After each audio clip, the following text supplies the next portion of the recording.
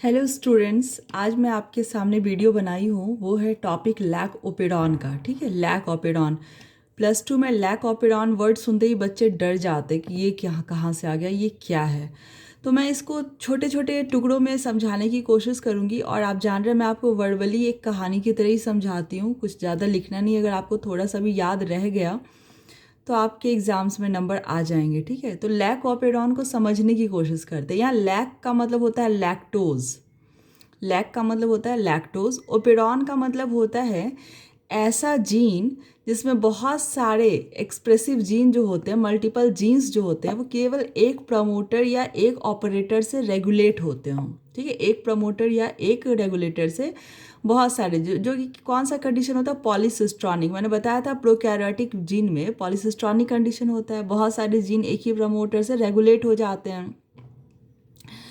तो डीएनए है, डीएनए का सीक्वेंस है, वो जीन है, उस पर कौन बैठेगा, पॉली डीएनए से सॉरी आरएनए। यहाँ पे एक्सप्रेशन ऑफ जीन का मतलब होता है डीएनए से आरएनए, आरएनए से प्रोटीन। जब प्रोटीन बन रहा है तो इसका मतलब होता है क्या हो गया, जीन जो है वो एक्सप्रेस हो रहा है। जीन क्या हो रहा है, एक्सप्रेस हो रहा है। तो आरएनए के बारे में हम लोगों ने पढ़ा था कि आरएनए के 3 सीक्वेंस होते हैं, प्रमोटर होते हैं, स्ट्रक्चरल जीन्स होते हैं, टर्मिनेटर होते हैं।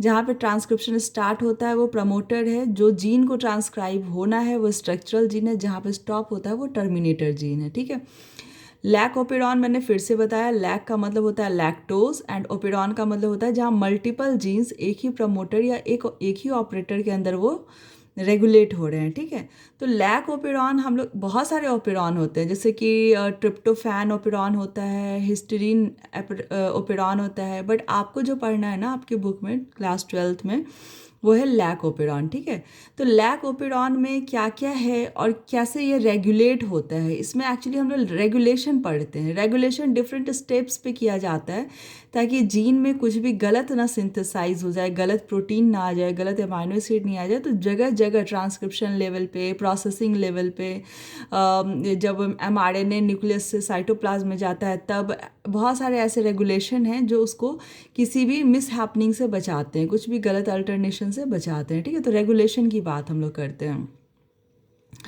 अब लैक ओपेरॉन में आपको समझना क्या है कि लैक ओपेरॉन में तीन स्ट्रक्चरल जीन हैं। 3 स्ट्रक्चरल जीन हैं जिसका नाम है Z, Y and A. Lac operon में 3 स्ट्रक्चरल जीन हैं जिसका नाम है जेड, वाई, ए। तो जीन का नाम है जेड, जीन का नाम है वाई, जीन का नाम है ए। तो ये तीनों क्या सिंथेसाइज करते हैं, तो याद रखोगे जेड जीन जो है वो बीटा गैलेक्टोसिडेज एंजाइम सिंथेसाइज करता है। बीटा गैलेक्टोसिडेज, इसी पे पूरी कहानी है। बीटा गैलेक्टोसिडेज कौन करता है, जेड जीन। वाई जो है वो परमिएज नाम के एंजाइम को सिंथेसाइज करता है। और ए जो है वो ट्रांस एसिटाइलेज नाम के एंजाइम को सिंथेसाइज करता है। बीटा गैलेक्टोसिडेज एंजाइम का काम है कि लैक्टोज को ब्रेक करता है। पूछोगे लैक्टोज क्या है मैडम, तो लैक्टोज बेटा डाइसैकेराइड है। डाइसैकेराइड है जो बना हुआ है ग्लूकोज प्लस गैलेक्टोज का। ग्लूकोज और गैलेक्टोज दोनों जो है वो मोनोसैकेराइड है, दोनों मिलकर बना देते हैं लैक्टोज जो कि डाइसैकेराइड है। और बीटा गैलेक्टोसिडेज का काम ही है कि लैक्टोज को तोड़ दो और उसको ग्लूकोज और गैलेक्टोज में बना दो। तो ई कोलाई जो बैक्टीरिया है, क्योंकि प्रोकैरियोटिक सेल में हो रहा है, ई कोलाई बैक्टीरिया ग्लूकोज को एज ए एनर्जी यूज़ कर सके। ठीक है, लैक्टोज को ब्रेक कर दो, ग्लूकोज मिलेगा तो ग्लूकोज ई कोलाई यूज़ करेगा।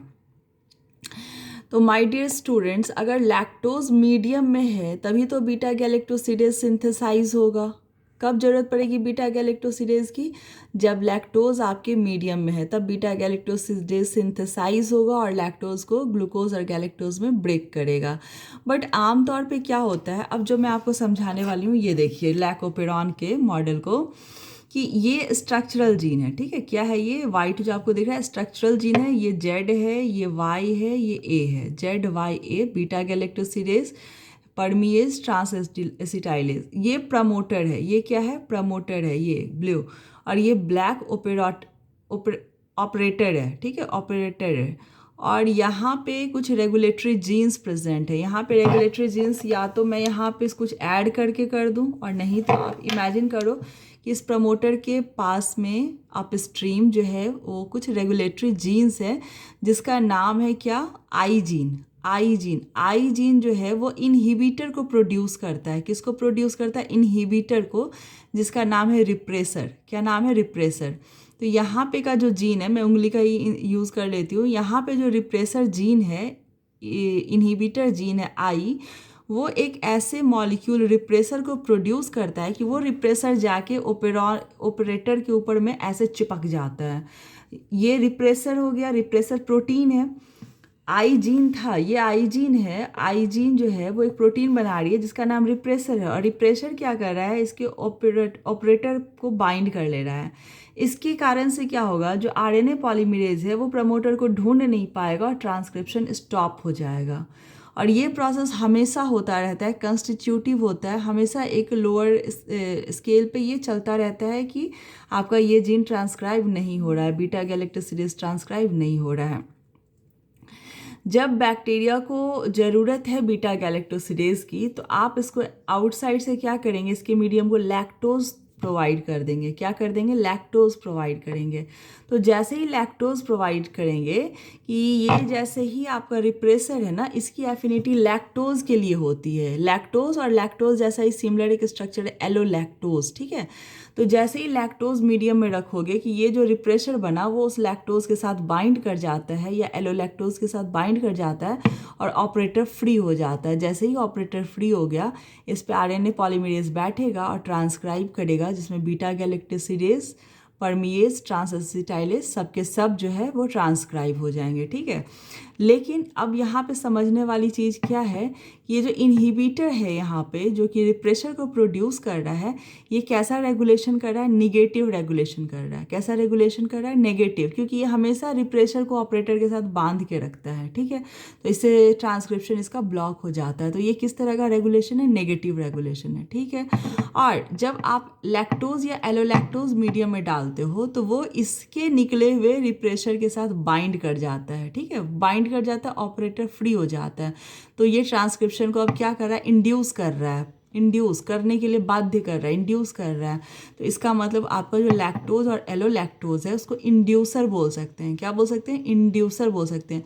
वो कैसा रेगुलेशन शो कर रहा है? पॉजिटिव रेगुलेशन शो कर रहा है, ठीक है। तो इतना ही आपको पढ़ना लैकोपेरॉन में, कोई बहुत बड़ी बात नहीं है। यहाँ पे चूंकि मल्टीपल जीन्स हैं, ZYA है, और एक ही प्रमोटर और ऑपरेटर से रेगुलेट हो रहा है, इसीलिए इसको ओपेरॉन बोलते हैं। और लैक्टोज के बारे में कहानी है, इसलिए इसको लैकोपेरॉन बोलते हैं। बीटा गैलेक्टोसिडेज लैक्टोज डाइसैकेराइड को ग्लूकोज प्लस गैलेक्टोज में ब्रेक करता है ताकि ग्लूकोज को ई कोलाई यूज़ कर सके एनर्जी के लिए। लेकिन हमेशा एक जो आई जीन है, इनहिबिटर जीन है, वो रिप्रेसर प्रोड्यूस करता है जो कि ऑपरेटर को बाइंड करता है, और ट्रांसक्रिप्शन हमेशा ब्लॉक रहता है, स्टॉप रहता है, होता ही नहीं है। तो इसको जब इसको चाहिए, बीटा गैलेक्टोसिडेज चाहिए, तो मीडियम में आप लैक्टोज दो, तो ये लैक्टोज क्या करेगा? इनहिबिटर को, रिप्रेसर को यहाँ से हटाएगा, ऑपरेटर को फ्री करेगा, आरएनए का ट्रांसक्रिप्शन होगा, बीटा गैलेक्टोसिडेज बनेगा और वो लैक्टोज को ब्रेक करेगा। तो यही स्टोरी है। तो आपका लैक्टोज यहाँ पे इंड्यूसर है, यहाँ पे रिप्रेसर जो आपका है वो क्या है? नेगेटिव रेगुलेशन कॉज करता है। That's all about the lac operon. अगर आपको वर्बली समझ में नहीं आता तो आप अगर मुझे कमेंट सेक्शन में बोलेंगे कि मैं बोर्ड पे समझाऊँ तो मैं बोर्ड पे भी समझाऊंगी, बट आई होप आपको समझ में आ गया होगा। बाय क्लास, नेक्स्ट टॉपिक हम लोग फिर नेक्स्ट क्लास में डिस्कस करते हैं। बाय।